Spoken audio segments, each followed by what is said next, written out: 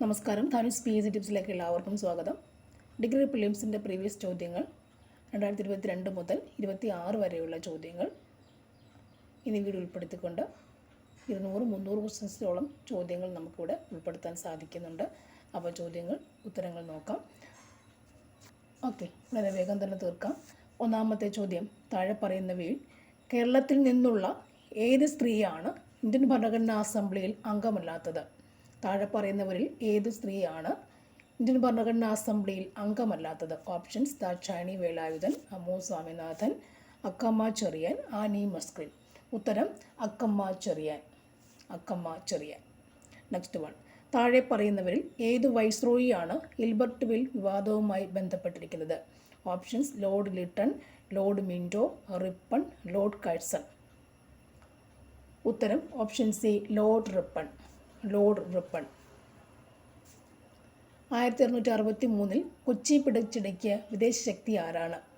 Options: പോർച്ചുഗീസുകാർ, ഫ്രഞ്ചുകാർ, ബ്രിട്ടീഷുകാർ, ഡച്ചുകാർ. ഉത്തരം: ഡച്ചുകാർ.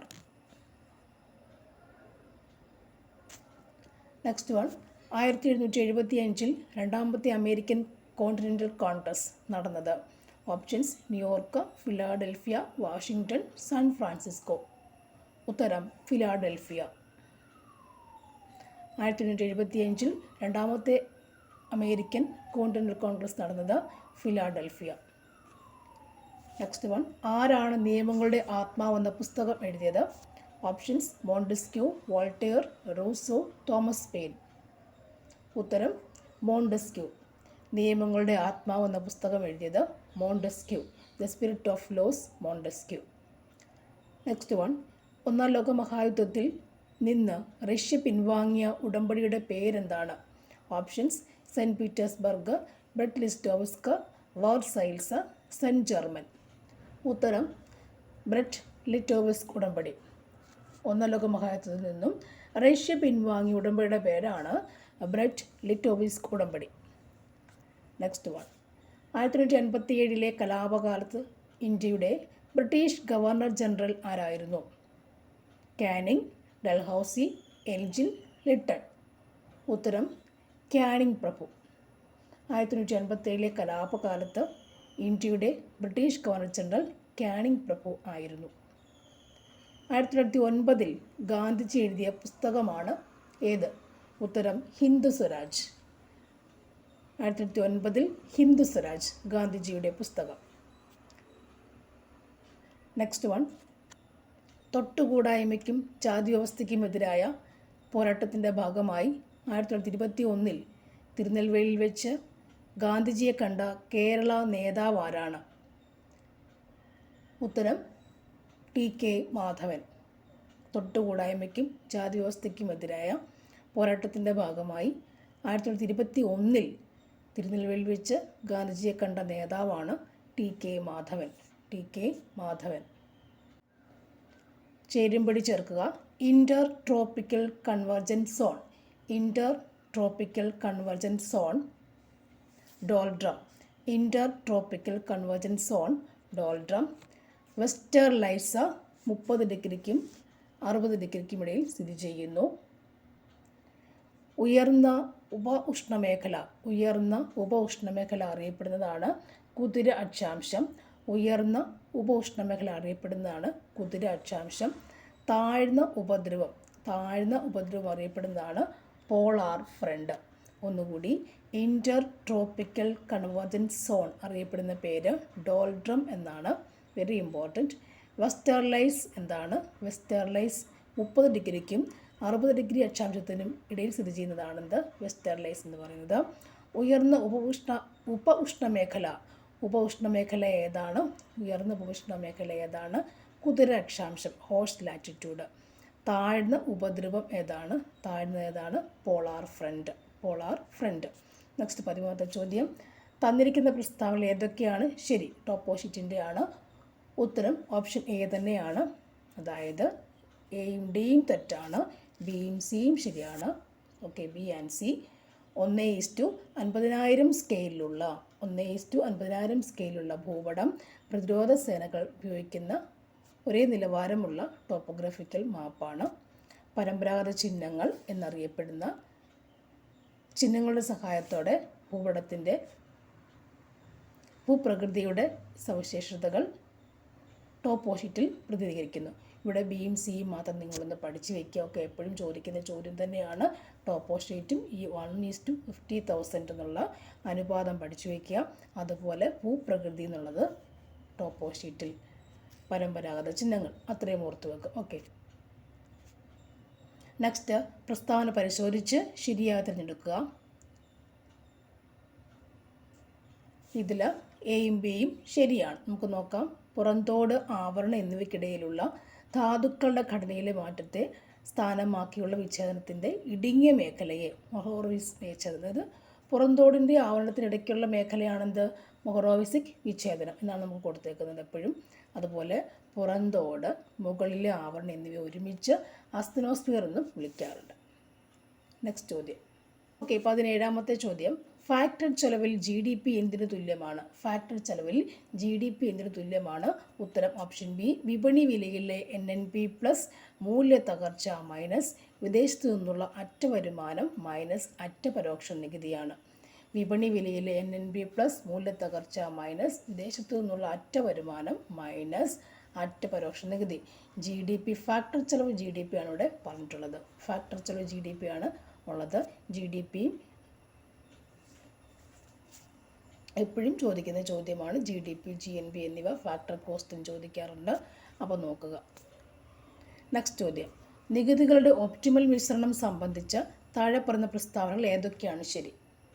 പ്രസ്താവന ഓപ്ഷൻ സി ആണ് ശരി. ഇത് ഒപ്റ്റിമൽ മിശ്രണം എന്ന് പറയുന്ന സംഭവം നികുതി മൂലമുണ്ടാകുന്ന അധിക ഭാരം കുറയ്ക്കുന്നു. That's A fact. ഒപ്റ്റിമൽ മിശ്രണം എന്താണ്? നികുതി മൂലമുണ്ടാകുന്ന അധിക ഭാരം കുറയ്ക്കുന്നു എന്നുള്ളതാണ്. അത് മാത്രം പഠിച്ചു വയ്ക്കുക. നികുതി മൂലമുണ്ടാകുന്ന അധിക ഭാരം കുറയ്ക്കുന്ന ഒന്നാണെന്ത്? ഒപ്റ്റിമൽ മിശ്രണം എന്ന് അറിയപ്പെടുന്നത്. അടുത്തത്, വ്യക്തിഗത ഡിസ്പോസിബിൾ വരുമാനം കണക്കാക്കുന്നതിന് താഴെ പറയുന്നവയിൽ ശരിയല്ലാത്തത് ഏതാണ്? ശരിയല്ലാത്ത ഓപ്ഷൻ എന്ന് പറയുമ്പോൾ അത് ഓപ്ഷൻ സി. 1, 2, 3 ശരിയല്ല. ഓക്കെ, അപ്പോൾ 4ാമത്തെ വായിച്ച് നോക്കാം. ഇതാണ് സംഭവം. വ്യക്തിഗത ഡിസ്പോസിബിൾ വരുമാനം അതെന്താണ്? ഇത് വ്യക്തിഗത നികുതികൾ ഒഴിവാക്കുകയും ട്രാൻസ്ഫർ പേയ്മെൻറ്റുകൾ ഉൾപ്പെടുത്തുകയും ചെയ്യുന്നു.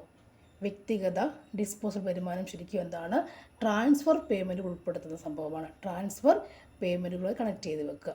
ഓക്കെ, വ്യക്തിഗത ഡിസ്പോസിബിൾ വരുമാനം എന്താണ്? ട്രാൻസ്ഫർ പേയ്മെൻറ്റ് ഉൾപ്പെടുത്തുകയും വ്യക്തിഗത നികുതികൾ അവിടെ ഒഴിവാക്കപ്പെടുകയും ചെയ്യുന്നു. വ്യക്തിഗത നികുതി ഒഴിവാക്കപ്പെടുകയും ട്രാൻസ്ഫർ പേയ്മെൻറ്റുകൾ ഉൾപ്പെടുത്തുകയും ചെയ്യുന്ന സംഭവമാണെന്ത്? വ്യക്തിഗത ഡിസ്പോസിബിൾ വരുമാനം എന്ന് പറയാം.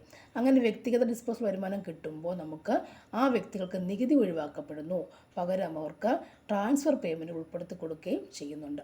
അതുമാത്രം നോട്ട് ചെയ്യുക. അടുത്തത്, ലിക്വിഡിറ്റി അഡ്ജസ്റ്റ്മെൻറ്റ് സൗകര്യവുമായി ബന്ധപ്പെട്ട സ്വയംഭരണ ദ്രവ്യവുമായി സംബന്ധിച്ച ശരിയല്ലാത്ത പ്രസ്താവന ഇവിടെ ഏതൊക്കെയാണ്? ശരിയല്ലാത്ത ഉത്തരം എന്ന് പറയുമ്പോൾ ഓപ്ഷൻ എ ആണ് ഉത്തരം വരുന്നത്. 2ഉം 4ഉം ശരിയല്ല. ഓക്കെ, ഒന്നാമത്തെ നോക്കിയേക്കാം. പണനയ നടപടികളില്ലാതെ വാണിജ്യ ബാങ്കുകളിലേക്ക് ഒഴുകുന്നതാണെന്ത്? പണലഭ്യത, അല്ലെങ്കിൽ എന്ത് പറയുന്നുണ്ട്? ലിക്വിഡിറ്റി. പണനയ നടപടികളില്ലാതെ വാണിജ്യ ബാങ്കുകളിലേക്ക് ഒഴുകുന്നതാണെന്ത്? പണലഭ്യത. പിന്നെ വരുന്നതോ, കറൻസി അധികാരികൾ എന്ന നിലയിൽ സാധാരണ സെൻട്രൽ ബാങ്കിങ് പ്രവർത്തനങ്ങളിൽ നിന്ന് ഉണ്ടാകുന്ന സെൻട്രൽ ബാങ്ക് ബാലൻസ് ഷീറ്റ് ഫ്ലോകൾ ഇതിൽ അടങ്ങിയിരിക്കുന്നു. ഇവിടെ അടങ്ങിയിരിക്കുന്നു, LAFൽ അടങ്ങിയിരിക്കുന്നു. ലിക്വിഡിറ്റി അഡ്ജസ്റ്റ്മെൻറ്റ് സൗകര്യം. കറൻസി അധികാരികൾ എന്ന നിലയിൽ സാധാരണ സെൻട്രൽ ബാങ്കിങ് പ്രവർത്തനങ്ങളിൽ നിന്ന് ഉണ്ടാകുന്ന സെൻട്രൽ ബാങ്ക് ബാലൻസ് ഷീറ്റ് ഫ്ലോകൾ LAFൽ അടങ്ങിയിരിക്കുന്നു. സെൻട്രൽ ബാങ്ക് ബാലൻസ് ഷീറ്റ് ഫ്ലോകൾ ലിക്വിഡിറ്റി അഡ്ജസ്റ്റ്മെൻറ്റ് സൗകര്യം അല്ലെങ്കിൽ LAFൽ അടങ്ങിയിരിക്കുന്നു.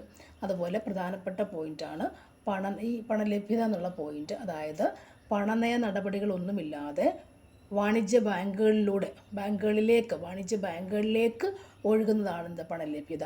വാണിജ്യ ബാങ്കുകളിലേക്ക് പോകുന്നതാണെന്ത്? പണലഭ്യത എന്നൊക്കെ ഓർത്ത് വെച്ചേക്കുക.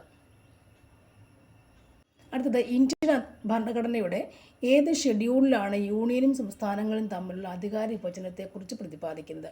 ഇന്ത്യൻ ഭരണഘടനയുടെ ഏത് ഷെഡ്യൂളിലാണ് യൂണിയനും സംസ്ഥാനങ്ങളും തമ്മിലുള്ള അധികാര വിഭജനത്തെക്കുറിച്ച് പ്രതിപാദിക്കുന്നത്?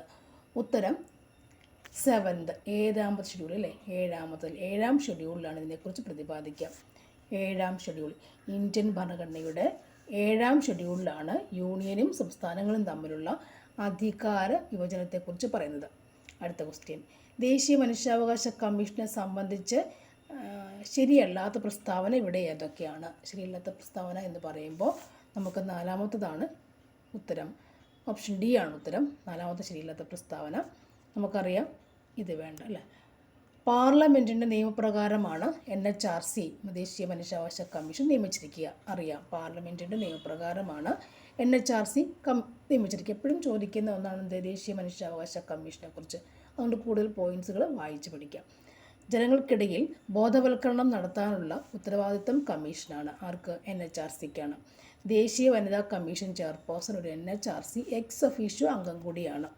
ദേശീയ വനിതാ കമ്മീഷൻ ചെയർപേഴ്സൺ എപ്പോഴും NHRCയുടെ ഒരു എക്സ് ഒഫീഷ്യോ അംഗം കൂടി ആയിരിക്കും എന്നുള്ള കാര്യം. അങ്ങനെ 3 പോയിൻ്റ് ഇവിടെ ഓർത്തിരിക്കുക. പാർലമെൻറ്റിൻ്റെ അവബോധം ഉണ്ടായിരിക്കും. ജനങ്ങൾക്കിടയിൽ എന്ത് ചെയ്യണം? ബോധവൽക്കരണം നടത്താനുള്ള ഉത്തരവാദിത്വം NHRCക്കുണ്ട്. അതുപോലെ ഈ ഇവിടുത്തെ ചെയർപേഴ്സൺ എന്ന് പറയുന്നത് എപ്പോഴും എന്താണ്? NHRCയുടെ ഒരു എക്സ് ഒഫീഷ്യോ അംഗം കൂടി ആയിരിക്കും ആ ചെയർമാൻ എന്ന് പറയുന്നത്. അപ്പോൾ അത്രയും മതി. നെക്സ്റ്റ് പോയിന്റ്, ഏത് ഭരണഘടനാ ഭേദഗതിയിലൂടെയാണ് മതേതരത്വം എന്ന വാക്ക് ആമുഖത്തിൽ ഉൾപ്പെടുത്തിയിട്ടുള്ളത്? ഉത്തരം 42ാം ഭേദഗതി. എപ്പോഴും ചോദിക്കുന്ന ചോദ്യമാണ്. ഇന്ത്യൻ ഭരണഘടനയിലെ സോഷ്യലിസം എന്ന പദം സൂചിപ്പിക്കുന്നത് എന്താണ്? സോഷ്യലിസം എന്ന പദം സൂചിപ്പിക്കുന്നത് എന്താണ്? ഉത്തരം 2ാമത്തതാണ്. സമ്പദ് വ്യവസ്ഥയുടെ പ്രധാന മേഖലകളെ മാത്രം ദേശസാൽക്കരിക്കുകയും സ്വകാര്യ സ്വത്ത് വിനിയോഗിക്കുന്നതിന് ചില നിയന്ത്രണങ്ങൾ ഏർപ്പെടുത്തുകയും ചെയ്യുന്നതാണ്. ഇന്ത്യൻ ഭരണഘടനയിലെ സോഷ്യലിസം, സെക്യുലറിസം ഒക്കെ ഉണ്ടല്ലോ. അതിൽ സോഷ്യലിസം എന്താണ്? സമ്പദ് വ്യവസ്ഥയെ ബന്ധപ്പെട്ടാണ്. സോഷ്യൽ എന്ന് പറയുമ്പോൾ വേറെയല്ലേ ഓർക്കുക, സാമൂഹികം എന്ന് ഓർക്കില്ലേ. ഇവിടെ എന്താണ്? ആ സോഷ്യലിസം എന്ന് പറയുന്ന സമ്പത്തിൻ്റെ സോഷ്യലിസ്റ്റാണ് ഓർക്കുക. എല്ലാവരും ഒരുപോലെ കാണുമെന്നുള്ള സംഭവമാണ് വരിക. ഓക്കെ, അപ്പോൾ സമ്പദ് വ്യവസ്ഥയുടെ പ്രധാന മേഖലകളിലെ മാത്രം ദേശസാൽക്കരിക്കുകയും സ്വകാര്യ സ്വത്ത് വിനിയോഗിക്കുന്നതിന് ചില നിയന്ത്രണങ്ങൾ ഏർപ്പെടുത്തുകയും ചെയ്യുന്നുള്ളതാണ് സോഷ്യലിസം എന്ന് പറയാം. അങ്ങനെ ഓർത്തിരിക്കാൻ പറ്റിയ മാർഗം സോഷ്യലിസം എല്ലാവരും ഒരുപോലെ കാണത്തില്ലേ. പണം ഒരുപോലെയാകുക എന്നുള്ളത് ഓർത്ത് വെച്ചാൽ മതി. അപ്പോൾ സമ്പത്ത് ഒരുപോലെയാകുക, സമ്പദ്ഘടനയെ ബന്ധപ്പെട്ടാണ് എന്ത് സോഷ്യൽ എന്നൊരു പോയിന്റ് മനസ്സിൽ വെച്ചേക്കുക. ഓക്കെ, അടുത്തത്, അഖിലേന്ത്യാ സർവീസിലേക്കുള്ള റിക്രൂട്ട്മെൻറ്റ് നടത്തുന്നത് എന്താണ്? അഖിലേന്ത്യാ സർവീസിലേക്കുള്ള റിക്രൂട്ട്മെൻറ്റ് നടത്തുന്നത് എന്താണ്? ഉത്തരം ഓപ്ഷൻ എ ആണ്, UPSC ആണ്. UPSC. ഇന്ത്യയിലെ രാഷ്ട്രീയ പാർട്ടികൾക്ക് ആരാണ് അംഗീകാരം കൊടുക്കുന്നത്? ഇന്ത്യയിലെ രാഷ്ട്രീയ പാർട്ടികൾക്ക് ആരാണ് അംഗീകാരം കൊടുക്കുന്നത്? ഉത്തരം ഇന്ത്യൻ തിരഞ്ഞെടുപ്പ് കമ്മീഷൻ. ഇന്ത്യൻ തിരഞ്ഞെടുപ്പ് കമ്മീഷൻ. നെക്സ്റ്റ് ചോദ്യം, ഒരു പൊതു ഉദ്യോഗസ്ഥൻ തൻ്റെ ചുമതലകൾ നിർവഹിക്കുവാൻ വിസമ്മതിക്കുമ്പോൾ സുപ്രീം കോടതിയോ ഹൈക്കോടതിയോ പുറപ്പെടുവിക്കുന്ന കമാൻഡിൻ്റെ പേരെന്താണ്? ഉത്തരം മാൻഡമസ്.